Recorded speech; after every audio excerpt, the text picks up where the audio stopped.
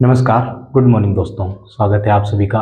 हम बात कर रहे हैं इकोनॉमिक्स को लेकर और जो हमारा टॉपिक चल रहा है वो अर्थव्यवस्था के क्षेत्र। जो भारतीय हमारी अर्थव्यवस्था है उसको लेकर ही हम बात कर रहे हैं और किस प्रकार सिंपल डेफिनेशन में अगर हम समझना चाहें तो किस प्रकार एक देश की जो शक्ति होती है, जो एक देश पावरफुल होता है, उसका आधार क्या होता है? पैसा। सिंपल सी बात है। अगर किसी देश के पास जितनी ज़्यादा आय हो रही है, जितना ज़्यादा उत्पादन हो रहा है, जितना ज़्यादा उसके पास पैसा है, ठीक है, वो देश उतना ही पावरफुल होगा। जैसे हमारे देश के ऊपर कर्जा बढ़ता जा रहा है तो हम दूसरे देशों के प्रति निर्भर होते जा रहे हैं। अगर हमारा देश बिल्कुल ही कर्जा रहित हो जाए तो हम कितने पावरफुल हो जाएंगे, आप सोचो। कोई भी देश इतनी जनसंख्या वाला और उस पर कोई कर्जा ही नहीं, मतलब हर एक पैसा हम यूज में लेंगे प्रॉफिट के लिए। आज हम कई सारे पैसे कर्ज के लिए चुकाने जा रहे हैं। कितना पैसा हम कर्जों के माध्यम से चुका रहे होंगे?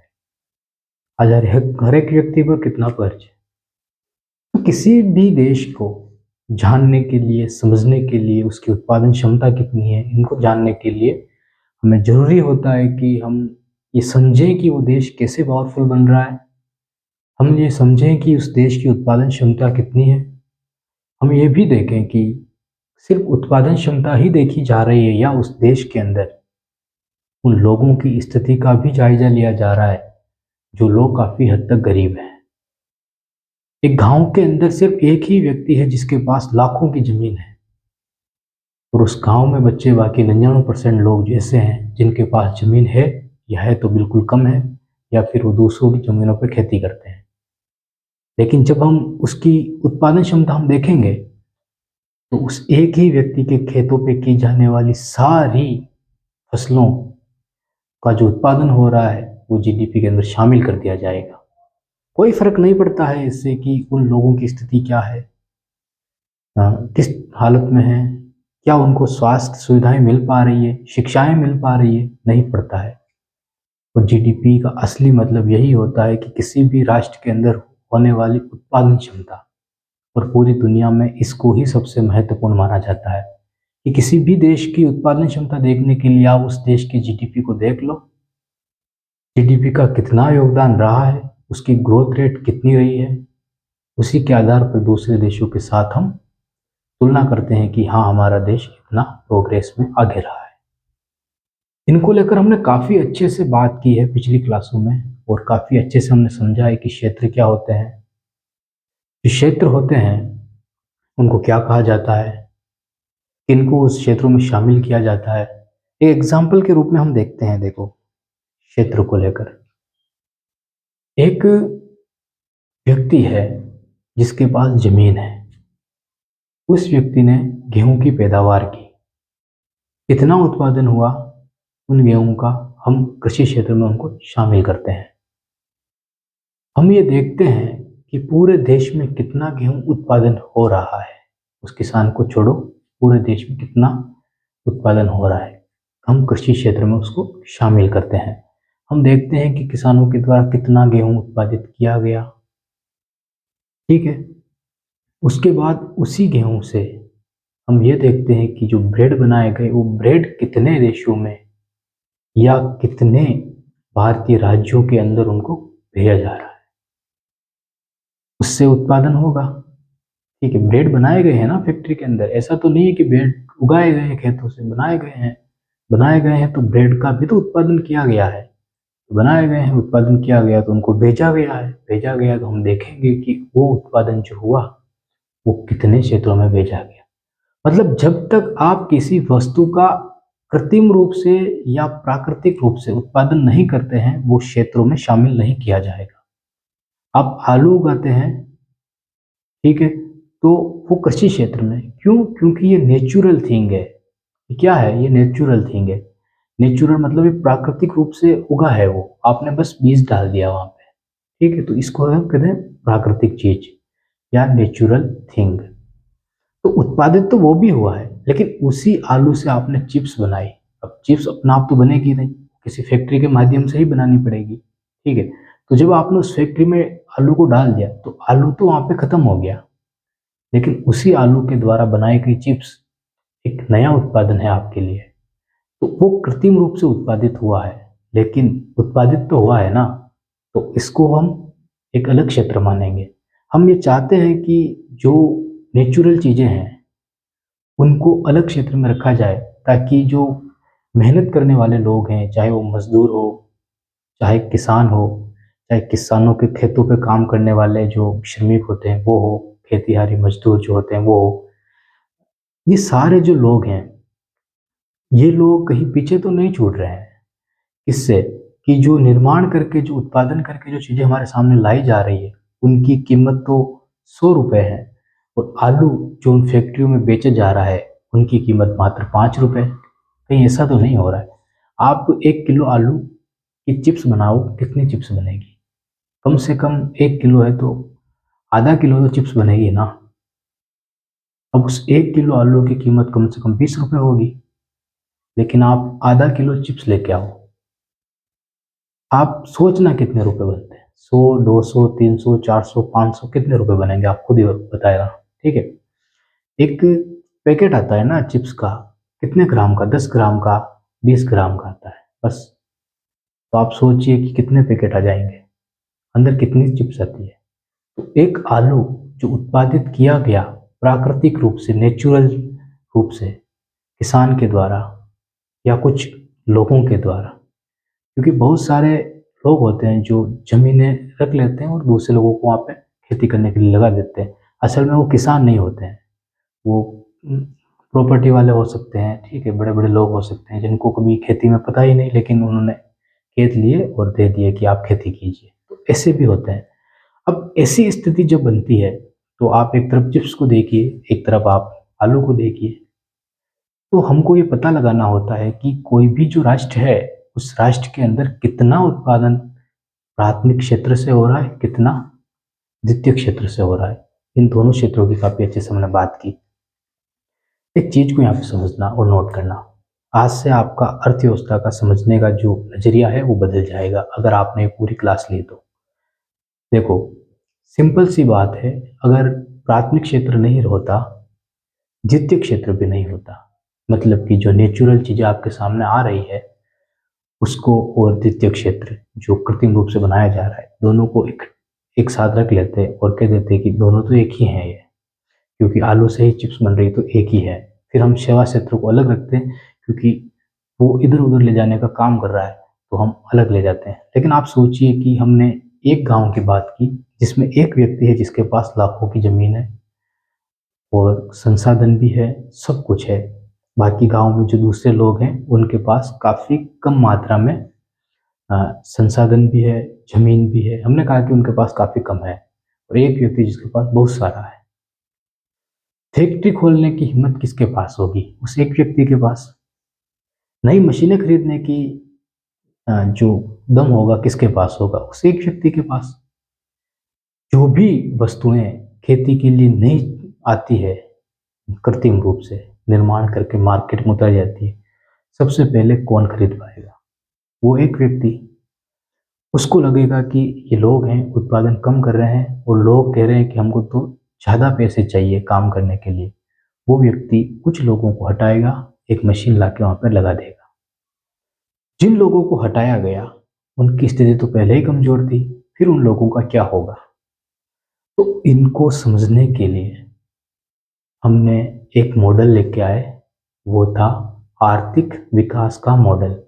हमने पिछली क्लास में काफ़ी अच्छे से इसको एक्सप्लेन किया था कि जो इकोनॉमिक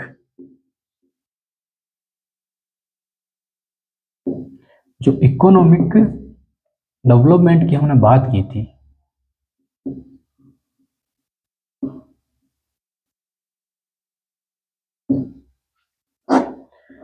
इकोनॉमिक डेवलपमेंट की जो हमने बात की थी, और हमने एक और बात की थी, वो थी ग्रोथ। शब्दों का खेल है इकोनॉमिक्स, और ज़्यादा कुछ नहीं है। ग्रोथ कहाँ पे होगी? ग्रोथ होगी देश में उत्पादन क्षमता बढ़ रही है या नहीं बढ़ रही है। आप खुद ही बताइए कि हमारा देश है भारत। अब हमारे देश के अंदर हमको ये पता करना है कि हमारे देश में विकास तो ठीक है, अलग रख दो, लेकिन विकास को छोड़कर जो मशीनें हैं वो नई आई है या नहीं?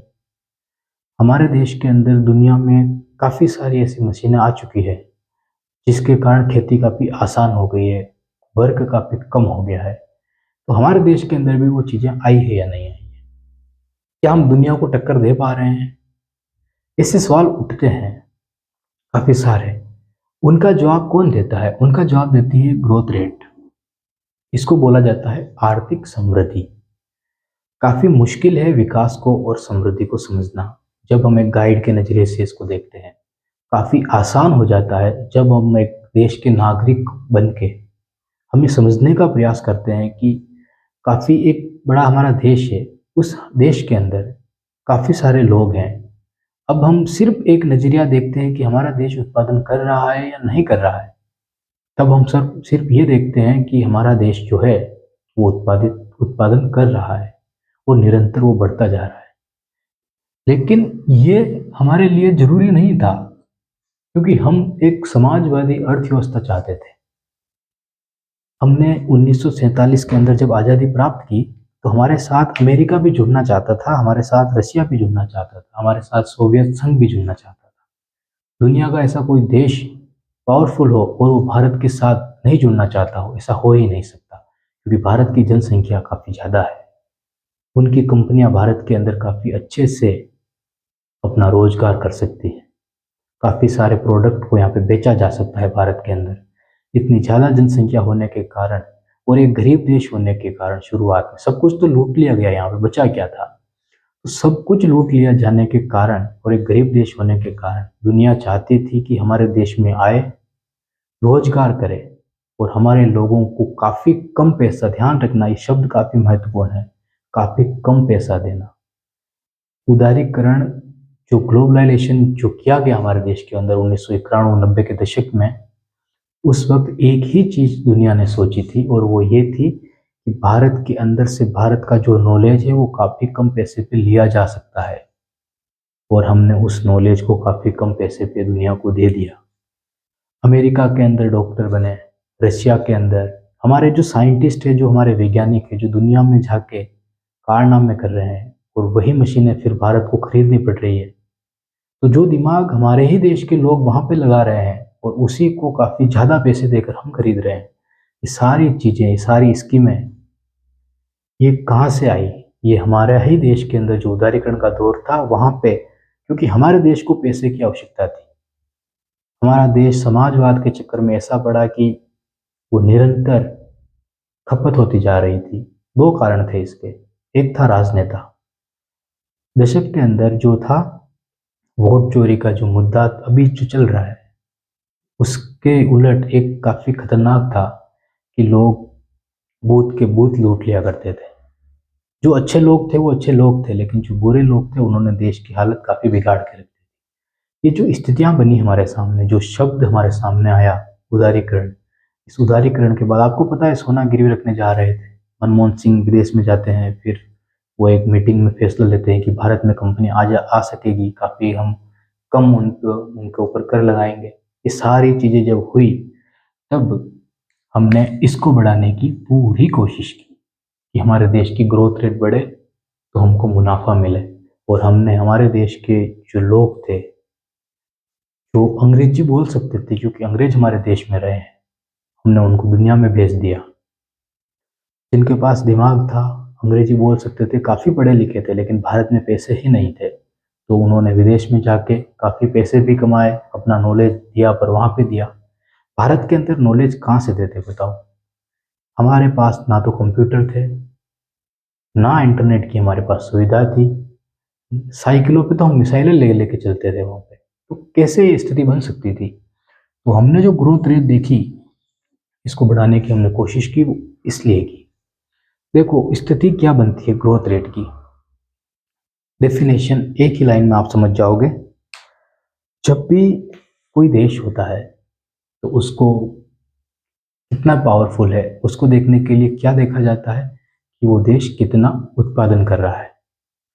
हमने देखा कि प्राथमिक क्षेत्र में नेचुरल चीज़ें होती है, द्वितीय क्षेत्र के अंदर नेचुरल चीजें नहीं होती है बल्कि कृत्रिम रूप से बनाई गई चीजें होती है।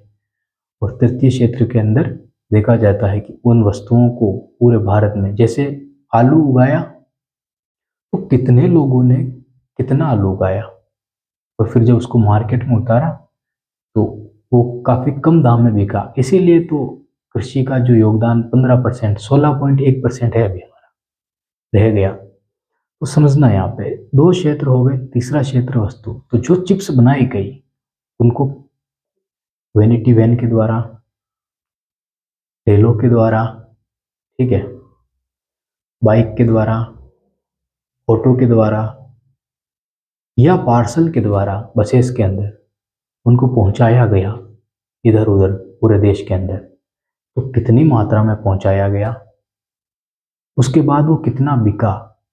तो जो बिका वो तो अंतिम वस्तु तो किसमें शामिल होगी, द्वितीय क्षेत्र में।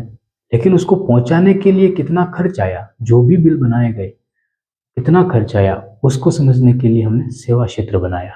ठीक है, ये तीनों क्षेत्र थे, काफी अच्छे से एक्सप्लेन किए। इकोनॉमिक डेवलपमेंट ये था कि हमारा देश है, हमारे ही देश के लोग हैं, हमारे देश के लोगों ने मिलकर इस देश को आज़ाद कराया, लड़ाइयाँ लड़ी। जब बात आई सामाजिक न्याय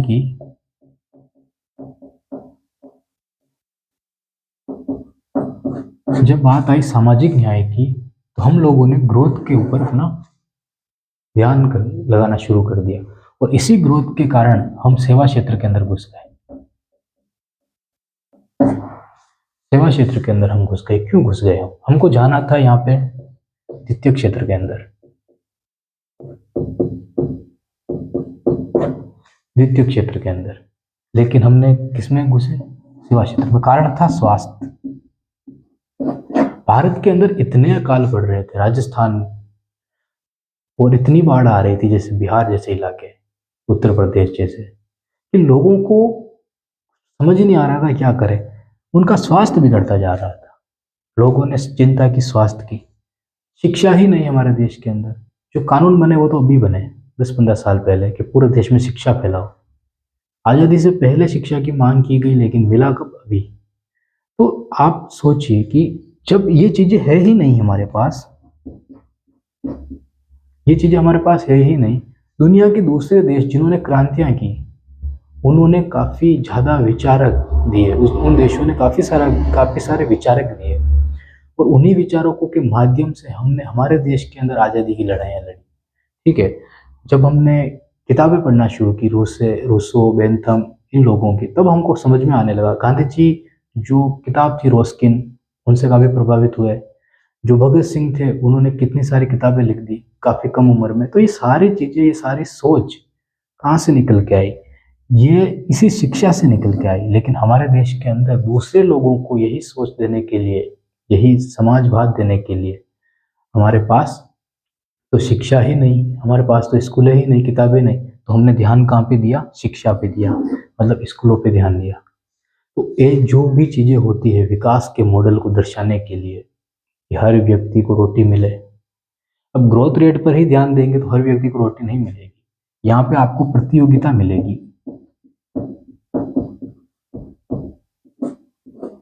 और सरकार चाहेगी कि आप प्रतियोगिता करें। दो मकान है, दोनों मकान में दोनों के पास काफी ज्यादा जमीन है, काफी ज्यादा पैसे है, और बाकी पूरा गांव है। सरकार चाहेगी कि वो दोनों लोग ज्यादा से ज्यादा इन्वेस्टमेंट करें ताकि सरकार को कर मिले। सरकार ये नहीं चाहेगी कि वो जो पूरा गांव है वो इन्वेस्टमेंट करे। वो कितने करेंगे? वो 1 लाख 2 लाख कर देंगे। ये जो दो लोग हैं वो लाखों करोड़ों में कर देंगे। तो सरकार चाहेगी अगर 1 करोड़ होगा तो वो जो छोटे छोटे लोग हैं उनका, वो तो सारे मिलकर करेंगे तो भी आधा ही होगा, लेकिन ये तो एक ही बार में इतना कर देंगे कि हमारी पेटियां भर जाएगी। ठीक है, तो सरकार ये सोच के काम करेगी प्रतियोगिता के अंदर कि ज्यादा पैसे वाले ज्यादा इन्वेस्ट करें और ज्यादा मुनाफा कमाए, लाभ का कार्य करे, ताकि सरकार को क्या मिले? कर मिले। और इकोनॉमिक डेवलपमेंट के अंदर हमने नीति निर्देशक तत्व बनाए।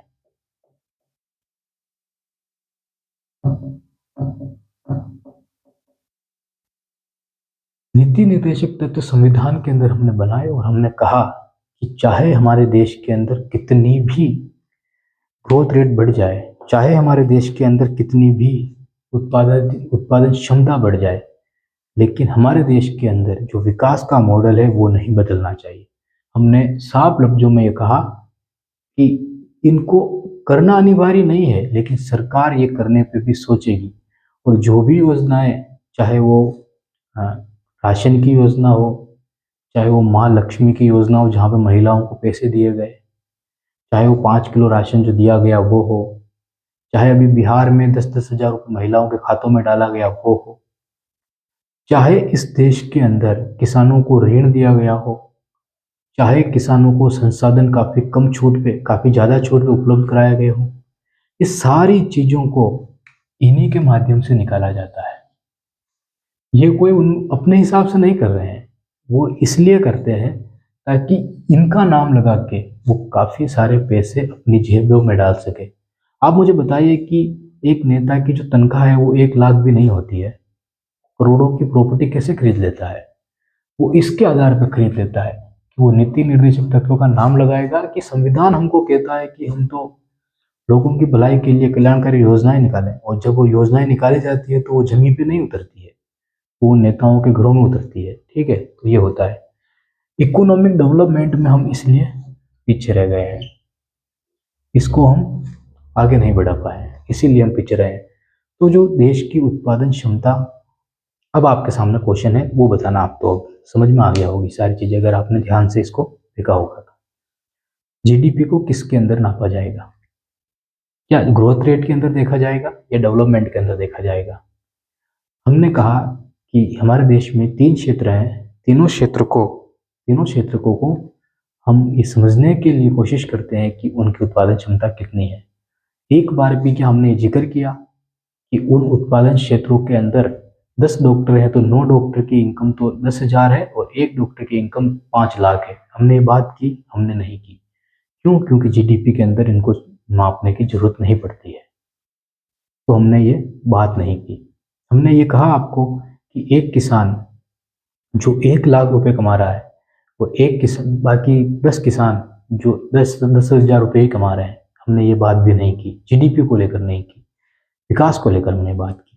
तो जीडीपी में इनको नहीं देखा जाता है, तो जीडीपी में क्या देखी जाती है? बस ग्रोथ रेट, मतलब कि उत्पादन।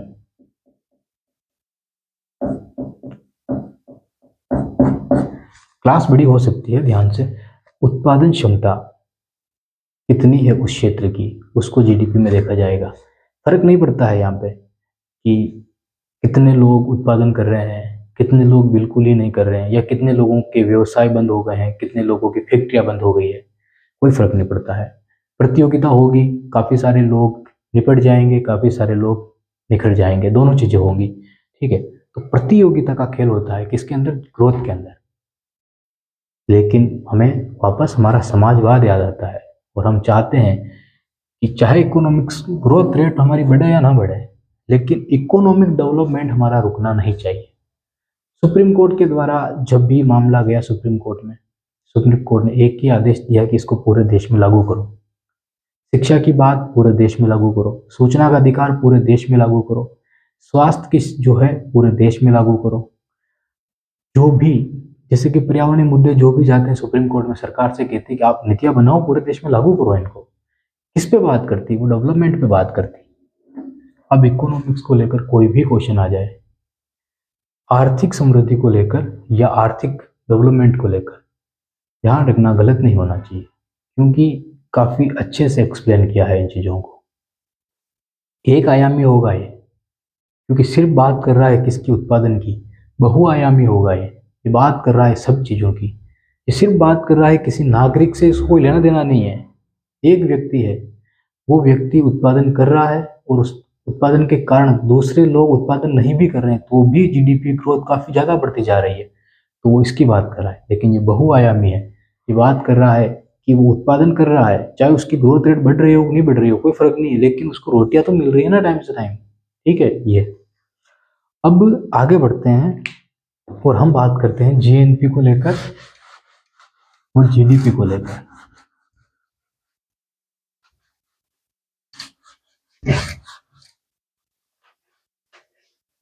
आज हमारी आखिरी क्लास हो गई है, जिस क्लास के अंदर हमने इन शब्दावलियों को समझने का प्रयास किया और अच्छे से समझा।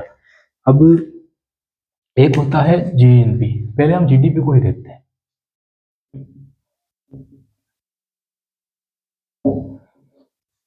ग्रोस ग्रोस डोमेस्टिक प्रोडक्ट, ठीक है, इसका जो अर्थ होता है ये होता है, लेकिन हमको तो आसान भाषा में समझना है कि वास्तविक अर्थ क्या होता है। हमने कहा कि जो ग्रोथ रेट होती है, जो आर्थिक समृद्धि होती है, वो किसकी बात करती है? बस उत्पादन क्षमता की। लेकिन हम कैसे पता करेंगे कि जो ग्रोथ रेट है वो कितनी है? उसको पता करने के लिए हम जीडीपी के अंदर 1, 2 और 3 तीनों क्षेत्रों को मिलाकर देखेंगे। ये क्षेत्र भी 5 बना दिए गए हैं, लेकिन उनको समझने के लिए हमको भी 3 पे ही बात करनी है, ठीक है, क्योंकि इनको अलग रख दिया गया है। इन तीसरे क्षेत्र में 2 और जोड़ दिए गए हैं। कृषि, यह निर्माण, यह सेवा, ये तीनों क्षेत्र हैं, ठीक है। डेफिनेशन देखते हैं पहले।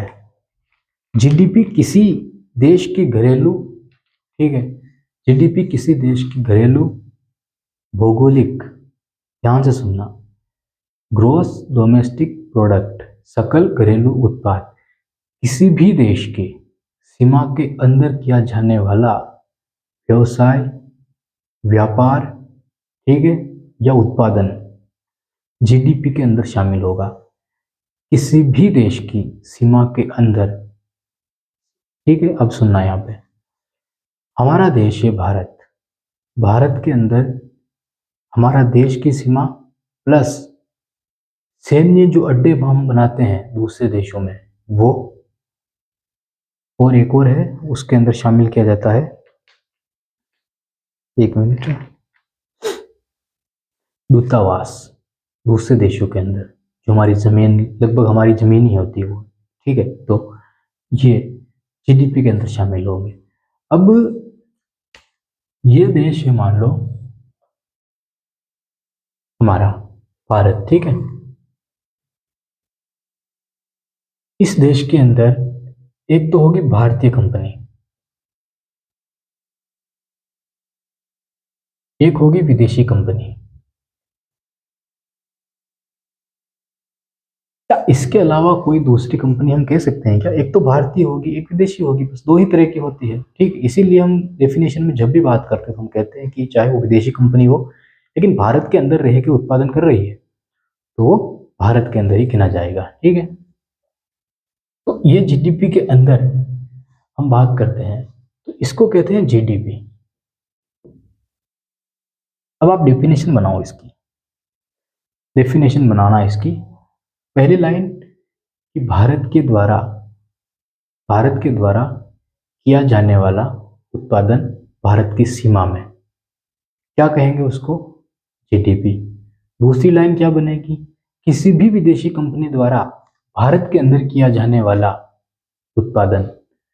तीसरी लाइन क्या बनेगी? कि भारत के सैन्य अड्डों और दूतावासों को भी जीडीपी के अंदर शामिल किया जाएगा।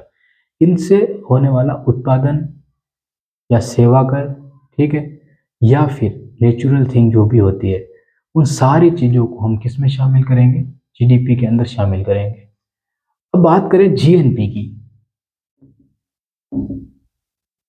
जीएनपी की, तो मुझे बताओ जीएनपी के अंदर हम किनको शामिल नहीं करेंगे? जीएनपी के अंदर हम नागरिकों को शामिल करेंगे, बस नागरिक।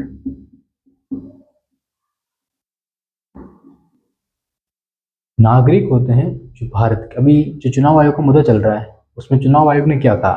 चुनाव आयोग ने कहा कि भारत के जो नागरिक नहीं है वो घुसपैठिया है, ठीक है, और उसके लिए हमने एसआईआर किया। वो नागरिक नहीं है। जीडीपी में बात हो रही है चाहे वो घुसपैठिया हो, ठीक है, फर्क नहीं पड़ता है, वो भारत के अंदर रह रहा है, उत्पादन कर रहा है, तो वो जरूरी है। लेकिन ये सिर्फ एग्जाम्पल के लिए, वो कागज वागज सब देखते हैं कंपनी जब लगाई जाती है, ऐसे थोड़ी आतंकवादी घुसेड़ देंगे। तो ये चीजें होती है। अब जो कंपनी है जीडीपी, और यहाँ पे किसकी बात है, नागरिकों की। अब नागरिक ऐसा नहीं है कि सिर्फ भारत में होंगे, ये तो है भारत, और मान लो कि ये है अमेरिका, यह है अमेरिका। तो भारत के अंदर रहने वाले नागरिक, वो चाहे भारत में है या चाहे वो अमेरिका में है, इनके द्वारा किया जा रहा उत्पादन किसमें शामिल होगा, जीएनपी में शामिल होगा। ध्यान से सुनना इसको, भारत के नागरिकों के द्वारा, चाहे भारत हो चाहे अमेरिका हो, किसी भी देश में किया जा रहा उत्पादन जीएनपी में शामिल होगा, gross national product, gross net product, ठीक है, और ग्रोस डोमेस्टिक प्रोडक्ट। अब देखना, इनकी हम बात करते हैं जब भी, तो एक होता है NFIA। इसको समझने से पहले हमको कुछ लाइनें समझनी पड़ेगी। जीडीपी के लिए सीमा ही सब कुछ है, देखना इसको, जीडीपी के लिए सीमा ही सब कुछ है। ये जो बाउंड्री आपको दिख रही है, ये है सीमा, इसके अंदर रहकर ही हम क्या कर सकते हैं, उत्पादन करेंगे। किसमें शामिल होगा, जीडीपी के अंदर, जीएनपी के अंदर। नागरिक ही सब कुछ है, नागरिक ही सब कुछ है, ठीक है, ये लाइन लिख लो, अच्छा होगा। हाँ, नागरिक ही सब कुछ है।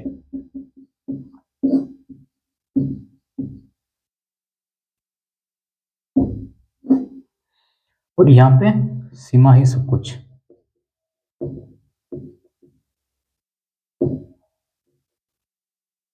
सीमा ही सब कुछ है, ठीक है। अब यहां तक क्लियर हुआ कि नहीं हुआ, जीएनपी जीडीपी। NFIA का मतलब काफी अच्छा है, काफी अच्छे से एक्सप्लेन करेंगे, लेकिन एक लाइन बता देता हूं मैं। NFIA जीडीपी को बताता है या जीएनपी को बताता है, इन दोनों को अलग करने का काम करता है। और जब ये बीच में अलग करने का काम करता है, ठीक है, national net factor income abroad, इसका अर्थ होता है। अब ये इन दोनों को, अब मुझे बताओ, भारत के नागरिक विदेशों में रह रहे हैं और विदेशी कंपनियां भारत में रह रही है। अब हम इनको कैसे समझेंगे कि जो भारतीय लोगों के द्वारा भारत में रहकर इतना उत्पादन किया गया और पूरी दुनिया में भारत के नागरिकों के द्वारा इतना उत्पादन किया गया, इनको अलग तो करना पड़ेगा ना। आपका घर है और पास में एक घर और है, आपने अपने खेत में काम किया, ठीक है, और आपने कुछ दिनों तक वहां पे भी काम किया। अब ये दोनों मान लो कि पड़ोसी पड़ोसी देश है। अब आपको पता करना है कि आपने वहां पे कितने दिन काम किया और आपके घर में कितने दिन काम किया। तो आप क्या करोगे, कुछ तो ऐसा उपाय करोगे ना, चाहे जोड़ घट बाकी करोगे या 365 दिन निकालोगे, उनमें से देखोगे कि इतने दिन मेरे खेत में लगे होंगे तो वहां पे उतने दिन लगे होंगे, ठीक है, तो कोई तो उपाय होगा ना। वो उपाय है NFIA, जीएनपी को जीडीपी से अलग करने का काम करता है, ठीक है। तो इसको थोड़ी देर बाद समझते हैं, पहले हम एक चीज समझते हैं। डेफिनेशन को सुनना, काफी सरल बनाई है। अंतिम वस्तुएं और सेवाएं, केवल वही जो अंतिम उपभोग के लिए तैयार है, उनको द्वितीय क्षेत्र में शामिल किया जाता है, ठीक है। आटा शामिल नहीं, गेहूं शामिल नहीं, क्योंकि दोहरी गणना से बच सकते हैं हम, दोहरी गणना से हम बच सकते हैं। दोहरी गणना मतलब कि हमने गेहूं का मूल्य जोड़ लिया, आटा का मूल्य भी हमने जोड़ लिया, और उसके बाद हमने अंतिम वस्तु जो बनी ब्रेड, हमने उसका भी मूल्य जोड़ लिया। तो जीडीपी के अंदर तो एक ही वस्तु का 3 बार जोड़ लिया गया, तो उत्पादन क्षमता तो 3 गुनी हो गई। तो हम इन चीजों को अलग रखते हैं, ठीक है। उसके बाद देश की भूमि, ठीक है, जल क्षेत्र, समुद्र में जो हम नावें चलाते हैं, हमारा नॉटिकल मिल होता है कि हम इतने 200 किलोमीटर 400 किलोमीटर तक हम रह सकते हैं वहाँ पे, तो उनको भी भारत की सीमा के अंदर ही माना जाता है, तो उसको भी जीडीपी के अंदर ही शामिल किया जाएगा। उसके बाद है विदेशियों में स्थित दूतावास और सैन्य प्रतिष्ठान। 1 अप्रैल से 31 मार्च, 1 अप्रैल से 31 मार्च हर एक वित्तीय वर्ष में जीडीपी की गणना की जाती है। जीडीपी का जो महत्व है उसको समझना, यह अर्थव्यवस्था के समग्र आकार और स्वास्थ्य को दर्शाता है, ठीक है, समस्त आकार और स्वास्थ्य को दर्शाता है कि जीडीपी फल फूल रही है या माइनस में जा रही है, उसको लेकर। 1 मिनट पानी पी लेते हैं, फिर आगे बात करते हैं।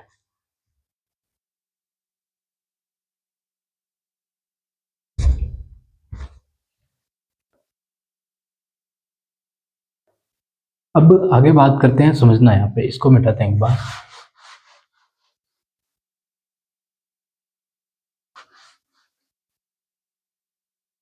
एक क्वेश्चन उठता है कि जो हमारा देश है उसके अंदर जीडीपी में जो उत्पादन बताया जा रहा है कि इतना उत्पादन हुआ है हर एक क्षेत्र से, यह यहाँ तक तो ठीक है, लेकिन क्या सभी उत्पादन को शामिल कर लिया गया है?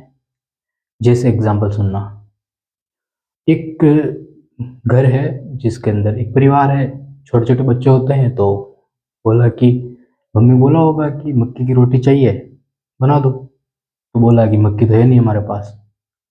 अब क्या करेंगे? दो चीज़ें हैं, या तो किसी घर से मांग लेंगे या फिर खरीद लेंगे बाजार से। अब छोटा परिवार है, किसान परिवार है, तो ज़्यादा प्रायिकता यही रहेगी कि वो लोग अपने पड़ोस के घर से लेके आए। अब यहाँ पे जिस घर में वो जाते हैं, अब वो लोग कहते हैं कि हमको भी ज़रूरत है कि हमारे घर के अंदर गेहूँ उगाने हैं, तो थोड़ी गेहूँ चाहिए, तो एक काम करते हैं कि आप मक्की ले जाओ, गेहूँ दे दो। इसमें कोई आदान प्रदान हुआ है, बस वस्तु विनिमय हुआ है, ठीक है। ऐसा होता है, हमेशा होता है, ऐसा काफ़ी ज़्यादा मात्रा में होता है। और ये सिर्फ एक गेहूँ मक्की की बात नहीं है, काफ़ी ज़्यादा चीज़ों में ये चीज़ें होती है। इनको किस में शामिल करेंगे बताओ? इसको ना तो हम जीडीपी में शामिल कर पा रहे हैं, ना किसी क्षेत्र में इनको हम देख पा रहे हैं, क्योंकि हमने उन चीज़ों को बेचा ही नहीं है। क्या हमने उस मक्की को बेचा है? नहीं। क्या हमने गेहूं को बेचा है? नहीं। ऐसी सारी चीज़ें, और ये जो गृहिणी होती है, घर की महिलाएं होती है, ये निरंतर मतलब ऐसी चीज़ें होती रहती है इनके माध्यम से। तो इन चीज़ों को हम हमेशा जीडीपी के उत्पादन से दूर रखते हैं, या हम इनका गिन ही नहीं पाते हैं। इतने सोर्सेस नहीं है हमारे पास कि हम घर घर जाके एक कट्टा मक्की दिया तो वो गिनेंगे, उनको फिर नोट करेंगे, तो हम ये चीज़ें नहीं करते हैं। क्वेश्चन आ जाए कहीं उन चीज़ों को शामिल, तो इन चीज़ों को शामिल नहीं किया जाता है। शामिल उन्हीं चीज़ों को किया जाएगा जिनके ऊपर टैक्स लिया जा रहा है, वो चाहे 1 रुपया लिया गया हो या 100 रुपये लिए गए हो। टैक्स लिया जा रहा है मतलब वो क्षमता, उत्पादन क्षमता है, जीडीपी के अंदर शामिल है। टैक्स लिया जा रहा है मतलब वो सर्विस सेक्टर की चीज़ है, जीडीपी के अंदर शामिल है। एक डॉक्टर जब आपसे फीस लेता है, जब वो हर महीने हर साल हिसाब करता है, तो कुछ रुपए वो टैक्स के माध्यम से, जीएसटी के माध्यम से उसको भर देता है। कारण है कि उसको अपनी इनकम शो करानी पड़ती है, ठीक है। अब कोई डॉक्टर है, प्राइवेट है, कोई मतलब गवर्नमेंट डॉक्टर नहीं, प्राइवेट है, अब उसकी इनकम 10,000 15,000 ही कमा पाता है वो महीने का। तो गाँव का है, गाँव में छोटे मोटे होते हैं। अब वो आगे नहीं दे रहा है चीज़ों को, ठीक है, वो उनको कोई मतलब टैक्स नहीं भरना पड़ रहा है क्योंकि काफ़ी छोटा है, तो उसको फिर ऐसी चीज़ें वंचित रह जाती है उन चीज़ों से, तो ये ध्यान रखना। अब आगे चलते हैं, हमने आई एफ एन ए की बात करनी है, ठीक है, एन एफ आई ए की बात करनी है, एन एफ आई ए। सबसे पहले ये देखो आपकी जो जीएनपी है, जो जीडीपी है, इनको अलग कैसे करना है? अलग करना है तो हमको कैसे पता चले? क्वेश्चन देखो सिंपल यही पूछा जाएगा कि कब एनएफआईए धनात्मक होगा, मतलब प्रॉफिट में होगा, तो भारत को फायदा होगा। कब वो ऋणात्मक होगा, तब भारत को नुकसान होगा। यही क्वेश्चन बनेगा। डेफिनेशन काफी कठिन है, इसको सरल करते हैं। एक तरफ है जीडीपी, एक तरफ है जीएनपी। जीएनपी के लिए एक लाइन है कि भारतीय नागरिकों को लेकर बात करती है, ठीक है, भारतीय नागरिकों को लेकर बात करती है, भारतीय सीमाओं को लेकर बात नहीं करती है। चाहे वो कहीं पे भी हो, भारतीय नागरिक चाहे कहीं पे भी हो, साउथ अफ्रीका में हो, अमेरिका में हो, चाहे बांग्लादेश में हो, चाहे पाकिस्तान में हो, उत्पादन कर रहे हैं वो, नौकरी कर रहे हैं वो, या वो सेवा क्षेत्र में भी है, चाहे वो ट्रकें चला रहे हो, ठीक है, तो भी शामिल किस में होगा? जीएनपी के अंदर। क्योंकि सीमाओं की बात नहीं है, नागरिकों की बात है। उत्पादन करने वाला कौन है? अगर वह भारतीय है तो जीएनपी में शामिल होगा। ठीक है, यही बात हमने की। विदेशों से शुद्ध कारक आय इसको कहा जाता है net factor income from abroad. ठीक है, इंग्लिश में इसका नाम होता है। एक है जीडीपी, एक है सीमा के अंदर शुल्क।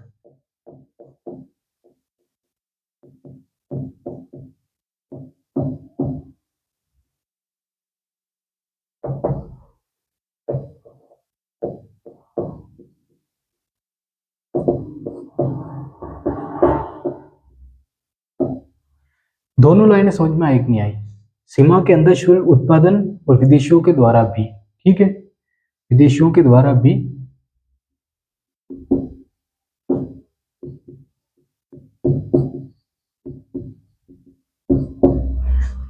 उत्पादन। ठीक है,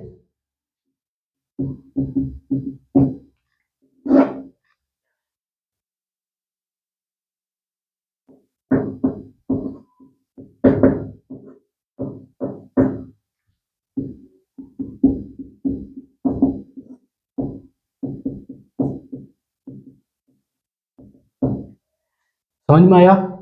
विदेशियों में भारतीयों द्वारा उत्पादन, विदेशियों में। ठीक है, विदेशों में, विदेशियों लिख दिया, विदेशों में। दूसरा, दूसरी लाइन क्या बनेगी? भारत में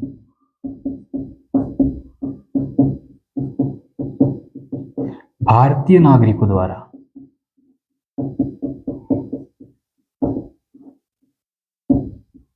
यहाँ पे नागरिक लिखने की आवश्यकता नहीं पड़ी, क्योंकि भारतीयों की बात कर ले तो वो भारत के हो गए।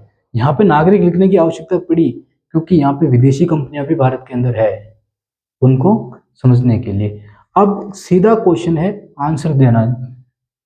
देखो, सीमा के अंदर उत्पादन हुआ है, भारत की सीमा के अंदर भारतीयों द्वारा उत्पादन हुआ है, कहीं पे भी हुआ हो। ठीक है, इस विदेशियों को भूल जाओ, कहीं पे भी हुआ हो। एक है भारतीयों के द्वारा उत्पादन हुआ है। तो अब मुझे बताओ कि हम कैसे अलग करें कि भारत की सीमा के अंदर उत्पादन कितना हुआ है और भारतीयों के द्वारा उत्पादन कितना हुआ है। हम क्या करेंगे, हम भारत की सीमा के अंदर रहने वाले जो विदेशी नागरिक हैं उनको क्या करेंगे, घटाएंगे। किससे घटाएंगे? भारतीय द्वारा होने वाले उत्पादन से।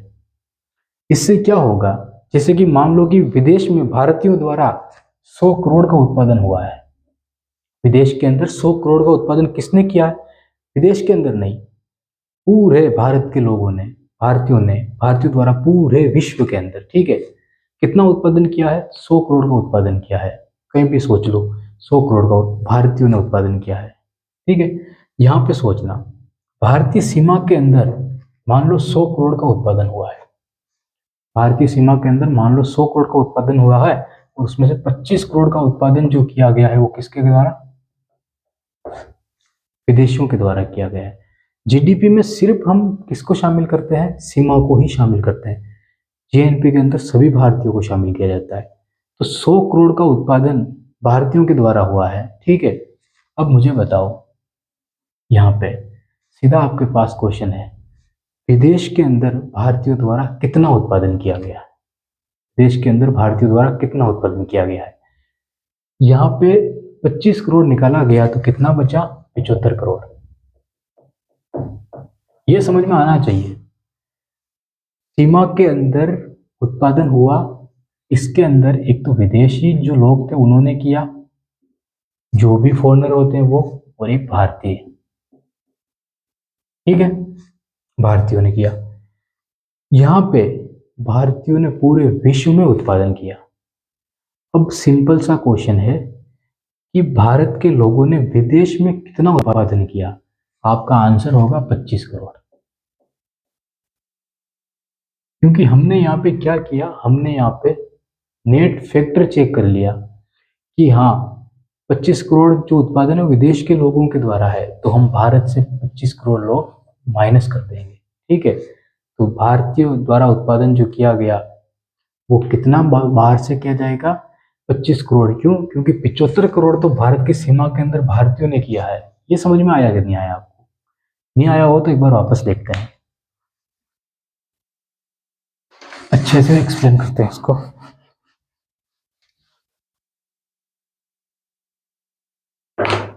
देखो, मान लो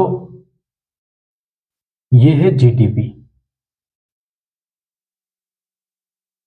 और ये है जीएनपी दर।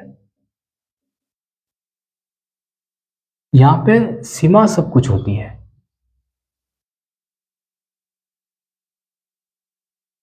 ठीक है, और यहां पे नागरिक सब कुछ होते हैं। क्या मैं इसको अमेरिका, यूएसए, रूस, सभी देशों की सीमा बता सकता हूं क्या? नहीं, मैं यहाँ पे इसको बस कहूंगा इंडिया। लेकिन मैं यहाँ पे इसको क्या सिर्फ भारत कहूंगा क्या? मैं यहाँ पे इसको महाद्वीप कह सकता हूँ।